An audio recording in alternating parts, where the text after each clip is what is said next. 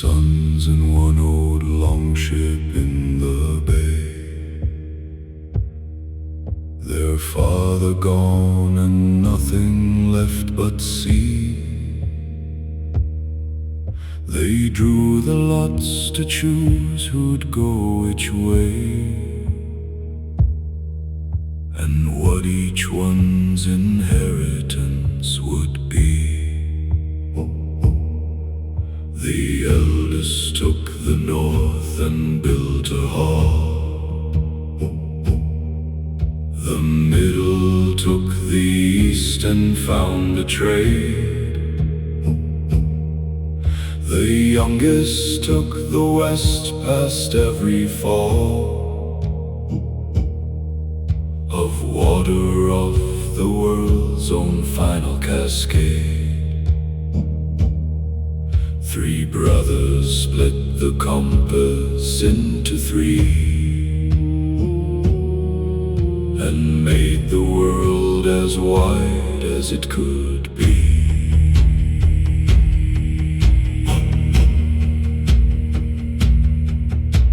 The eldest built the strongest hall of stone. He married and he farmed and filled the land. He never needed anything on loan, and kept the home fire burning as he'd planned. His children learned the language of the soil, the patience of the seed and frost and thaw. They found their honor in the daily toil, and needed nothing further in their law. The eldest son gives root to everything, the hall that lets the other brothers sing.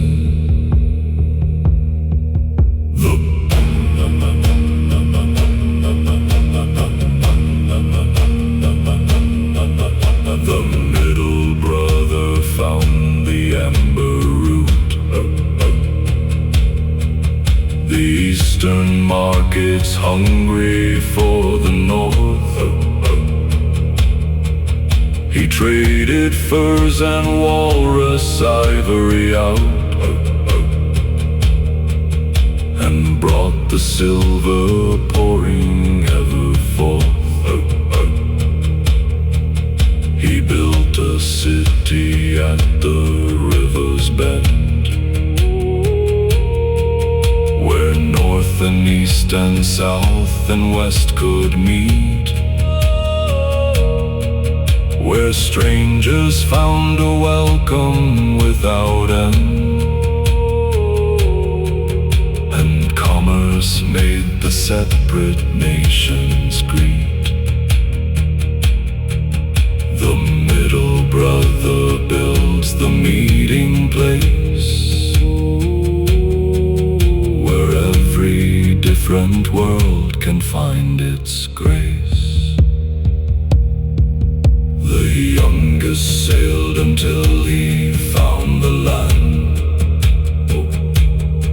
that no Norse boot had ever touched before.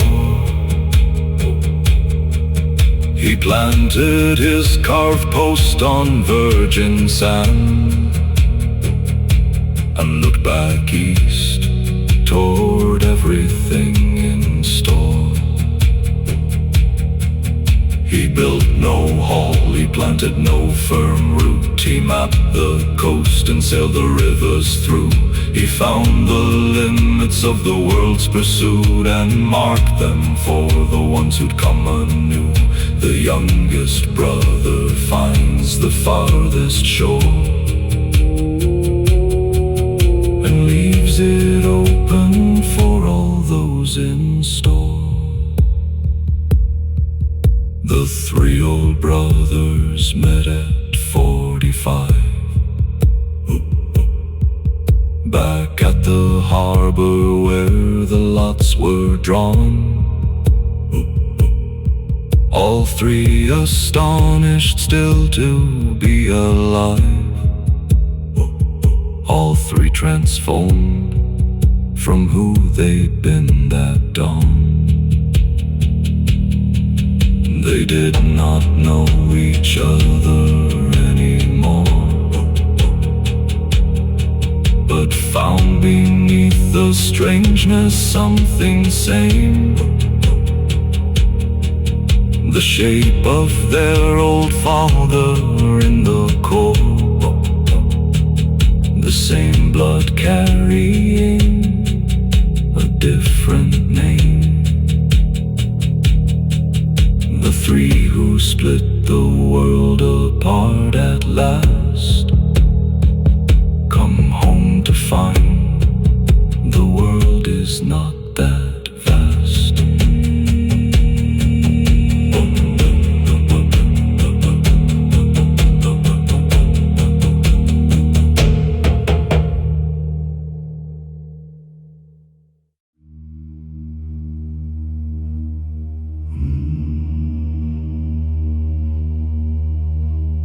They planned her marriage at the feast of spring, a union with the chieftain of the west, to seal the alliance, calm the suffering, and bring the two great clans into their rest. She listened to the plans with quiet eyes. She ate her bread and said not one wrong word. Then in the morning, under open skies, she took a horse and rode without a word. The Jarl's daughter makes her own accord. Her silence was her last and final word. She rode 3 days to reach the forest edge, where an old vulva kept her smoky hall. She made her case and took the woman's pledge to learn the Seder arts beyond the wall. The vulva saw in her what she had seen in every woman, driven to the art. The hunger for a life between that could not be fulfilled by any part. The vulva takes the ones the world has lost and shows them what their freedom truly cost. Her father raged for half a winter long. He sent 3 men who came back without word. He cursed her name in every battle song, then fell to silence deeper than absurd. The chieftain of the west sent back his rings and found another bride before the snow. The alliance fell apart in smaller things, and nobody remembered the long ago. The cry crisis that a daughter's choice creates resolves itself before the summer fades. She came back in the 7th year alone, with sight and knowledge carved behind her eyes. Her father older, softer, more than grown into the man beyond the job disguise. He met her at the gate without a guard, just him and her and winter's morning light. He said, I should have listened at the start. She said, you're listening now, and that's alright. The father who can change deserves the child who comes back from the forest wise and wild. She became the village's most needed voice, the one they brought their sicknesses and fears, the one who helped the young ones make their choice and dried the stubborn, unexplained tears. She never married, never felt the lack. She built her home beside her father's gate, and when he died she carried all the black of grief and love in equal honest weight. The Jarl's daughter found what she was for, not alliance, but the old held more.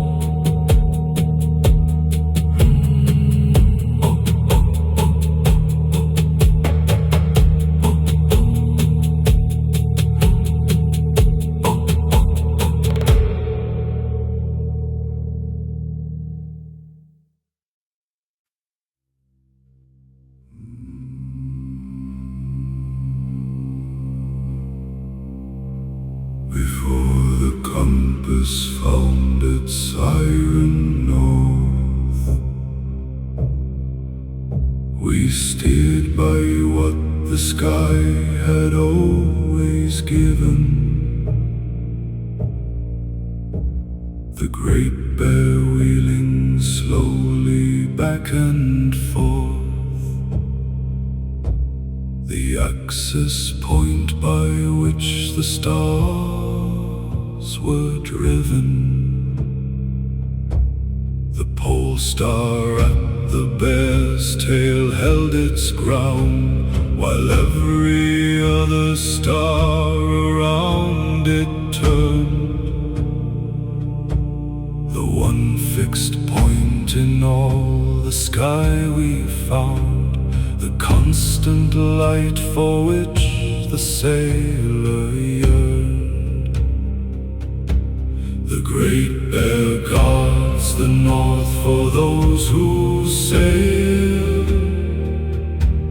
a lantern hung where light will never fail. My father showed me first on a clear night. He lifted me above his shoulders' height and pointed to the 7 points of bright that form the ladle pouring endless light. He said, wherever you are in the world, however lost, however far from here, Find the great bear with its tail unfurled, and home is in the direction you can steer. The great bear is the father's gift to sons, a way home carved in 7 star-bright ones. We navigated by the shadow stick, by wave direction and the color deep, by birds that told us land was coming quick, by clouds that hung above the island's sleep. But always in the night we looked above and found the bear to confirm where we stood. That steady northern light we learned to love, that never moved, however, while the moon, the sailor who knows stars needs no chart. The sky itself is navigation's art.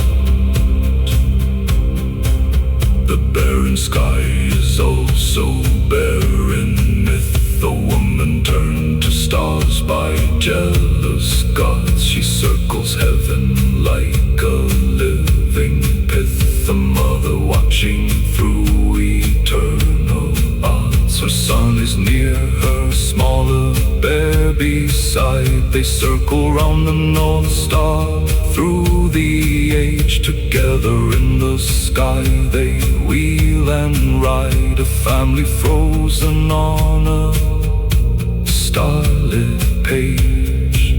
The mother bear watches over those below and guides the lost through dark and storm and snow. Now teach the young to find the bear at night before you teach them anything of maps. Show them first the oldest, truest light that fills in all the navigating gaps. For charts grow old and compasses can rust, and instruments are lost to sea and age. But stars remain, and in their light we trust, the same as those who read the same sky's page. The great bear north is older than all, and guides us as it guided those before.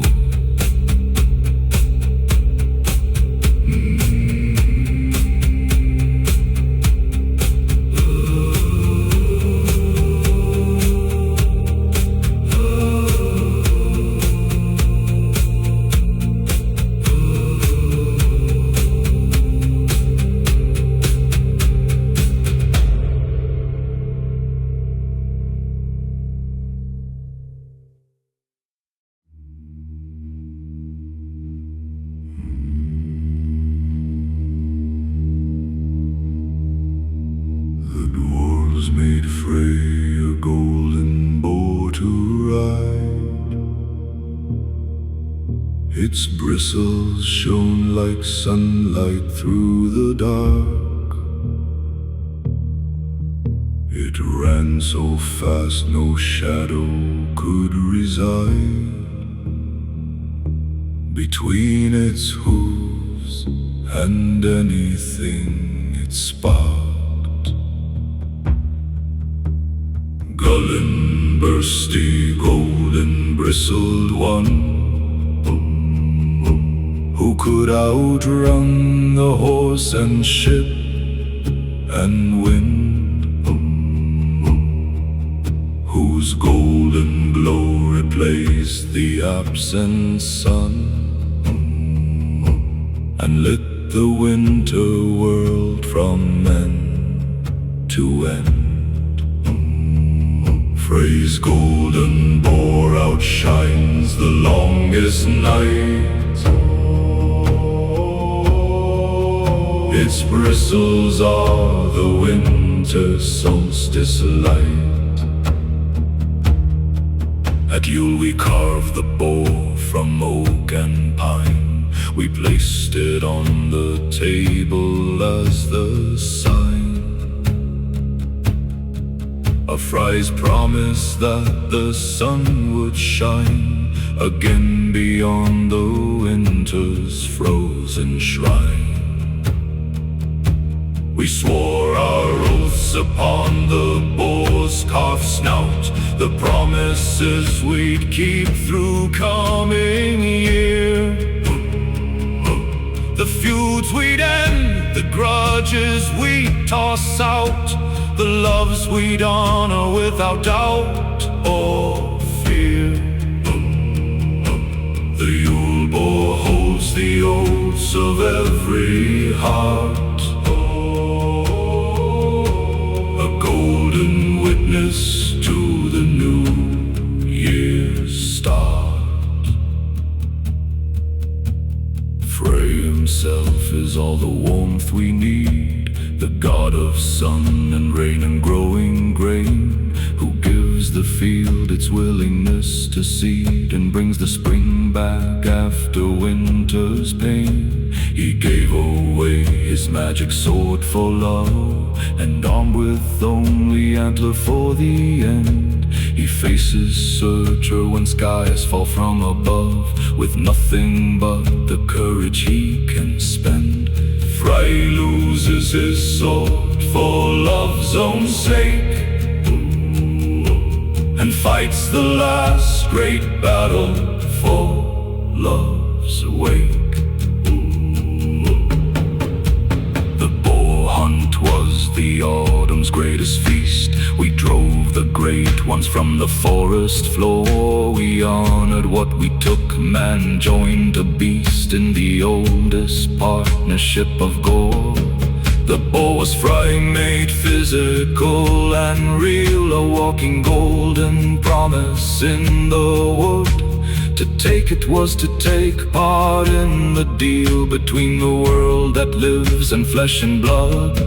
The hunter honors what his arrow takes, and Frey accepts the sacrifice it makes. The golden boar runs still in winter's sky. If you look hard, the stars form out its shape, a constellation wheeling cold and high, that farmers used to plan the spring's escape. When Gullinbursty rises in the east, it means the worst of winter's breaking soon, that Frey is sending forward his gold beast to drive the darkness back beneath the moon. The golden boar runs ahead of spring, its bristles all the light and hope they bring.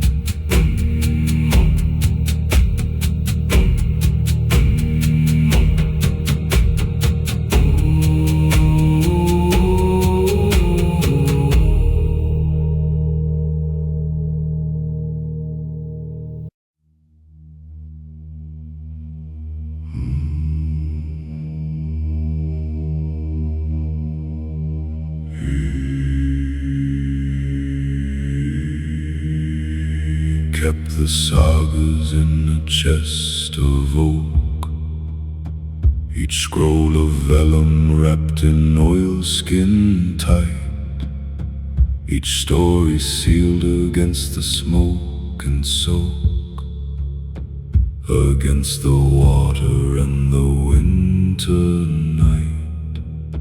He read them out on feast days to the hall, his voice adapted to the weight of each. The battle sagas rang against the wall, The love sagas found a softer, lower reach. The saga keeper is the village mind. He holds the past so those ahead can find. He traveled twice a year to other halls to trade the stories that they did not own, to bring back what was sung within their walls and copy what was missing from his own. The sagas crossed the sea in leather bags. They traveled north and south and east and west. They wore themselves to near illegible rags on the long road from hall to distant nest. The saga travels further than the ship, on every tongue that takes its winter trip. He copied out the oldest ones by hand when the vellum tore and crumbled into brown. His letters careful, steady, and well planned, each stroke a preservation of renown. He said the copying was its own prayer. Each letter placed was honoring the dead. Each story saved was one more life laid bare for those not yet arrived to hear it read. The copyist performs the deepest rite. He gives the dead another chance at light. A fire took the hall one winter night. The flames consumed 100 years of wood. The saga keeper ran back toward the light and pulled the chest out further than he should. His hands were burned, his eyebrows gone in heat, but every scroll lay safe beneath the snow. He sat beside them in the cold defeat and wept the way a saga keeper should. The keeper burns his hands to save the word, for without words the dead cannot be heard. Now someone must take up the keeper's role. In every generation, every hall, someone with the patience and the soul to hold the stories up before they fall. The sagas are not history or art, they are the living breath of those now dead.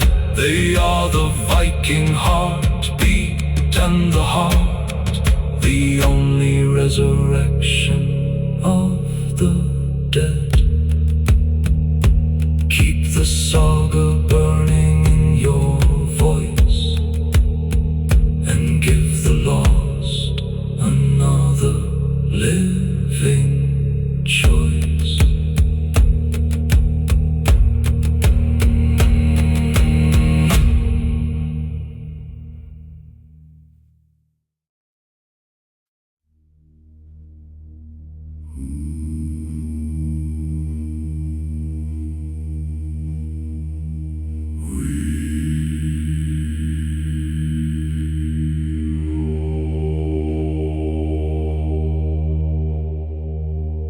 We tell the stories of the men who sailed, who who swung the axe and crossed the winter sea. But rarely of the women who prevailed in keeping every other part of free. The women of the north are oak and stone. They hold what men have left in reckless hands. They never rage against the cold alone, but work and build and take their rightful stands. The Viking woman stands as tall as war. She simply fights a different battle for. She managed all the silver and the grain. She settled the disputes among the kin. She doctored those in fever's darkest pain. She guided what came out and what came in. When raiders came while husbands were at sea, she organized the village in defense. She told the children where to hide and free herself to face the threat without pretense. The woman who defends the hall alone is fiercer than any man she's ever known. She read the stars to tell the planting time. She read the clouds to know the coming storm. She read the children's faces for each sign of sickness growing past the daily norm. The knowledge that the North depended on was carried in the women's patient hands, passed mother to daughter, on and on, across the generations' shifting sands. The women hold the knowledge of the North and pass it on to prove their children's worth. When men returned with silver wounds and pride, the women fed them, cleaned them, heard the tales. They did not say the things they'd done beside, the small heroics of the smaller scales. The child kept warm through fever, the hall saved. The neighbor's grief held gently through the year. The future planned while present storms were braved. The thousand quiet victories no one would hear. The quiet heroism feeds the loud. The woman's work makes possible the crowd. Write them in the saga, name by name, the mothers, daughters, sisters of the North. beside the warrior's claim. For equal is their courage and their worth. Gudrun, who held the hall through 7 storms. Astrid, who healed the wounded and the weak. Ragnhild, who defied the old bad norms and took the sword when men refused to speak. The women of the north are half the story, and wholly deserving of their share of glory.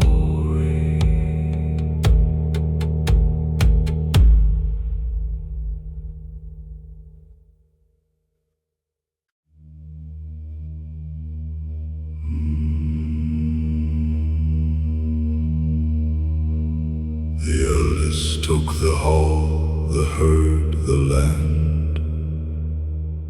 The second son received the sea and sword. No patch of earth would ever meet his hand. No harvest would be his to reap and hoard. But with the sea came something greater still, the absolute freedom of the wide unknown. No boundary, no fence, no winter hill that was not open sea and his alone. The second son inherits everything, the sea, the storm, the horizon's ring.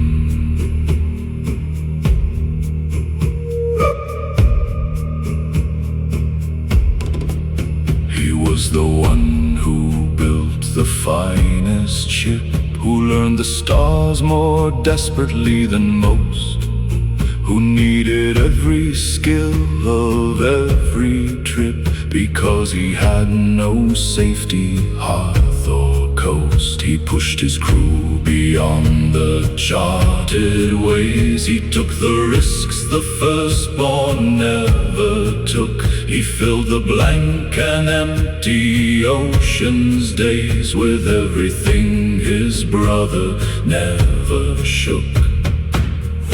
Desperation makes the fighter sailors. The man with nothing loses fewer failures.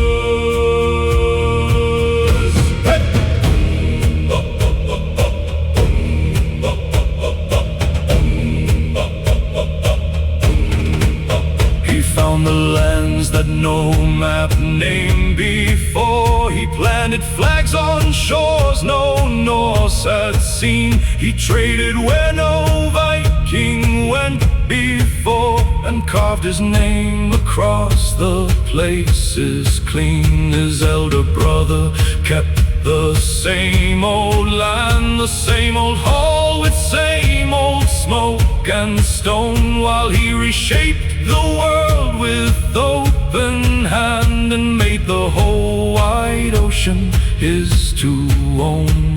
The second son outgrows the first domain. The sea gives back far more than pasture grain.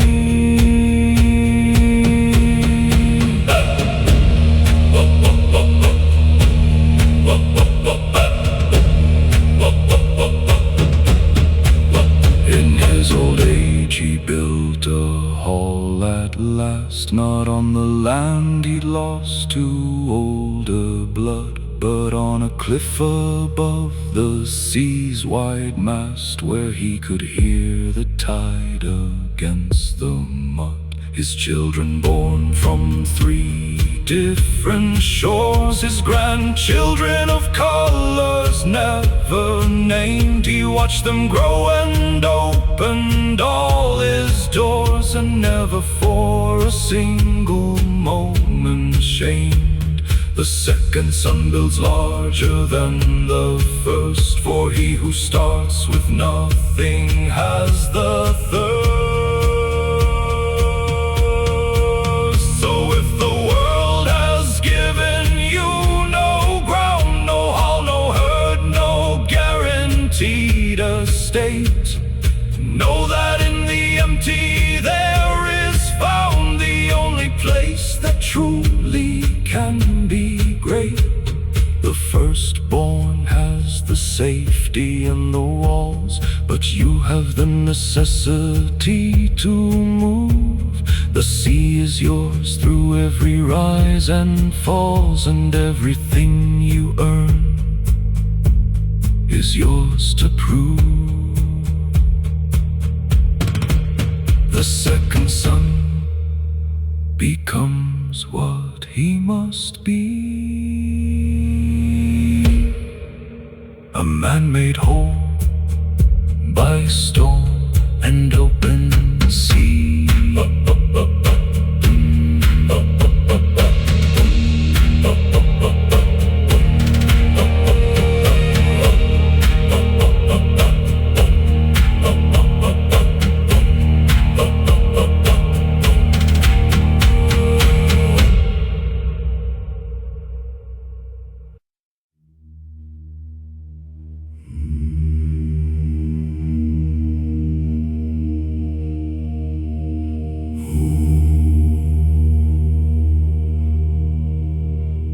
The raven sees the battlefield entire,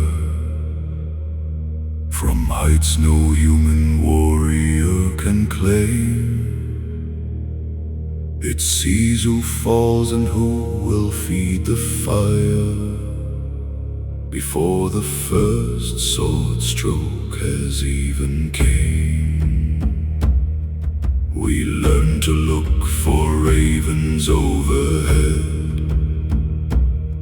when scouting out a coast we'd never seen. Where ravens circle, something waits, it said, either feast or warning in between. The raven's eye shows what the earth conceals, the wider view that distance always reveals. Odin chose them as his eyes for cause, for ravens see both yesterday and now. They understand the world without the laws that human minds impose on how and how. Odin thought about the battlefield, and Munin carried memory complete.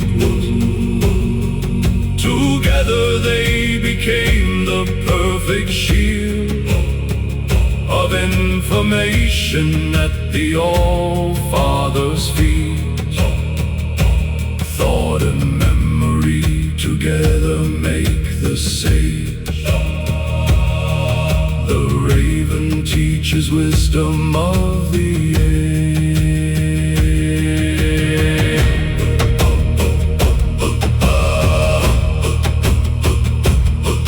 We trained ourselves to think like ravens think,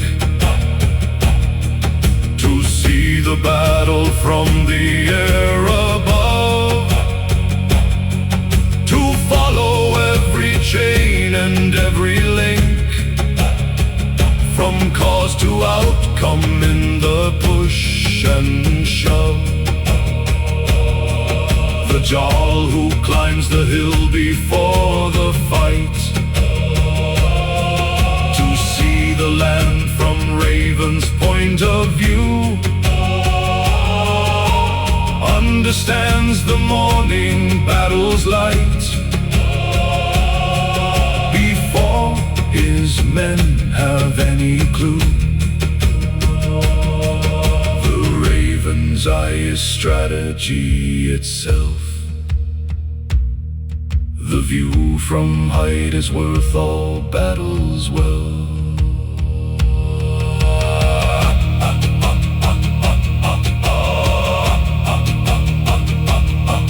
The raven watched our village from the elm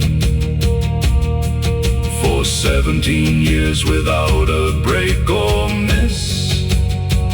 It knew each face inside each household realm, and greeted each by name with morning hiss. We fed it from the table's edge each day, a piece of bread, a scrap of salted fish, and it gave back in its own raven way, a cry to warn of strangers on the dish. The raven is the village's own eye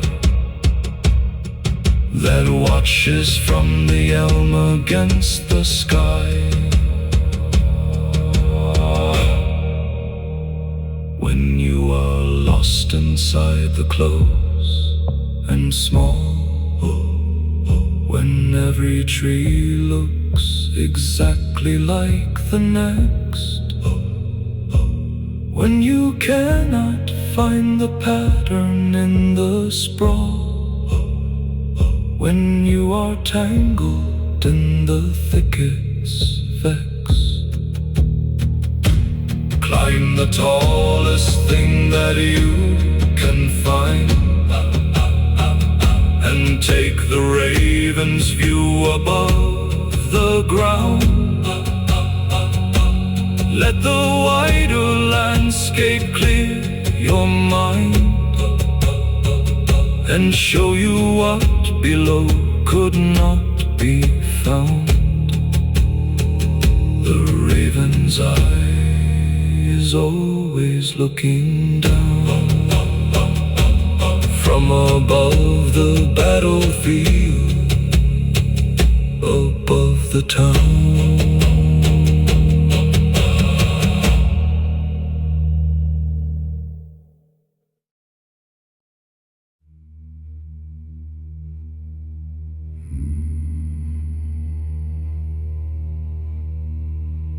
The worst of all the battles is at sea, where footing shifts and everything is wet, where there is nowhere any man can flee, and death comes wrapped in wave and cold and net. We lashed our ships together side by side, and made a platform out of enemy oak, and fought across the hulls through crashing tide, through rigging sail and every broken spoke.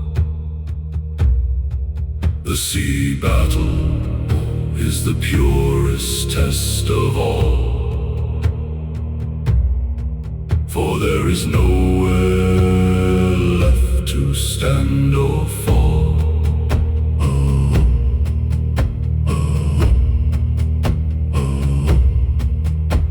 The arrow storm came first before the clash, a black and singing cloud of iron death.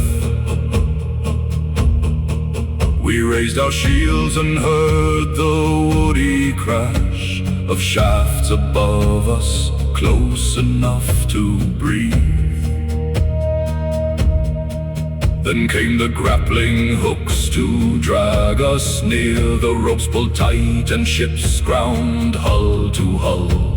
The moment all the fighters held most dear, when battle went from tens to overfull. The grappling hook is the battle's wedding ring. It binds two ships in one last reckoning.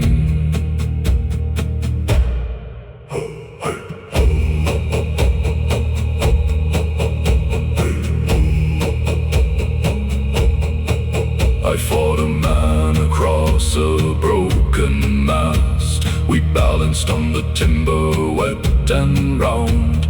The sea below us waited and aghast for one of us to slip without a sound. His axe was heavier, his reach was wide, but I was lighter, faster on the beam. I ducked beneath his swing and stepped inside and ended what had started like a dream. The sea fight teaches balance above all. The one who keeps his feet avoids the fall. By noon the water round our ships ran red. The hulls so soaked they barely stayed afloat. We counted those who stood against our dead and found the numbers barely worth a note. We threw the enemy over without pause. The sea received them in its endless wave. We did not linger over what the cause, but bailed the blood and headed for the bay. The sea battle ends in silence and in bale. The survivor rose home without a tale. That night we slept without removing arms. The sea could hold more enemies below. We kept the watches through the dark alarms and spoke little of the bloodstained show. Some battles leave a mark that sleep won't clear. The sound of hull on hull, the waves so dead. The way the sea took everything without fear. The way it cleaned away what we had shed. The sea battle is remembered without pride, only with the quiet of those who survive.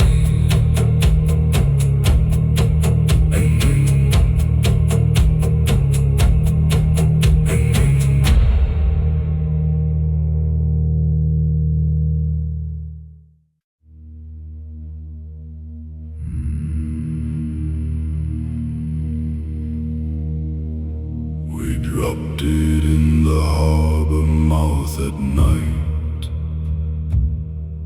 The great grey stone on rope of twisted hem.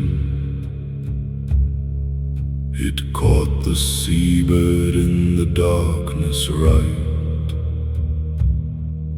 and held the ship against the current's tent. Without the anchor everything moves on. The ship without a hold is current's slave. It ends up somewhere other than the drawn intention of the course the helmsman gave. The anchor stone is what keeps us in place. The weight beneath that holds us to our space.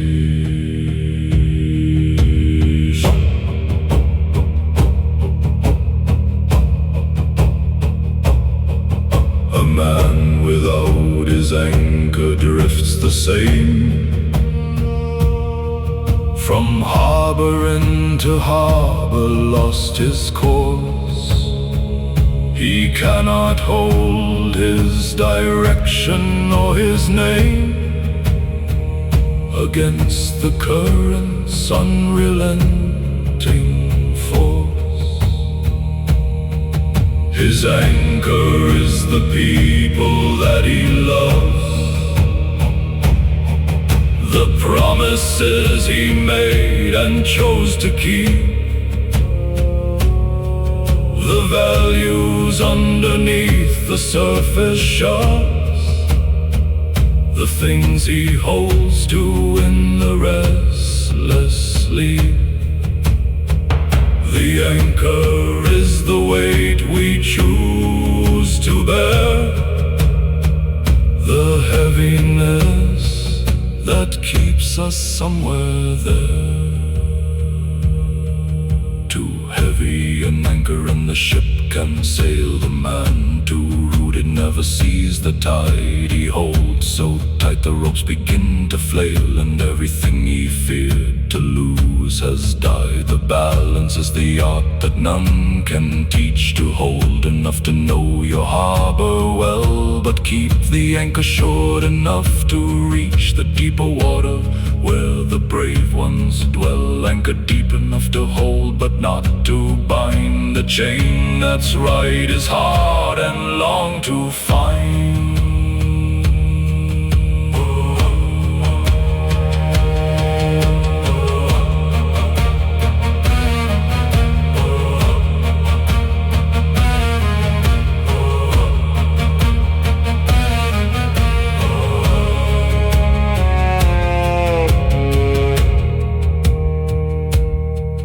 We made our anchors from the hardest stone, the granite pulled from cliff face at the shore. We shaped them with a knowing hand alone, and trusted them with everything and more. Each ship had 3, 4, 1 would always fail. The hemp would rot or stone would split on rock. The backup anchor was the final tale between the drift and the secure dock. The wise man keeps 3 anchors for the dark, for when one fails, the others hold the mark. In the storm, when everything is motion, when sky and sea become the same gray wall, when faith is just the heart's own small devotion, and everything around seems set to fall, the anchor holds below the sight of men, visible but present in the deep. It will not let the ship go out again, past the harbor mouth into the steep. The anchor stone holds truest in the storm. It is the cold below that keeps us warm.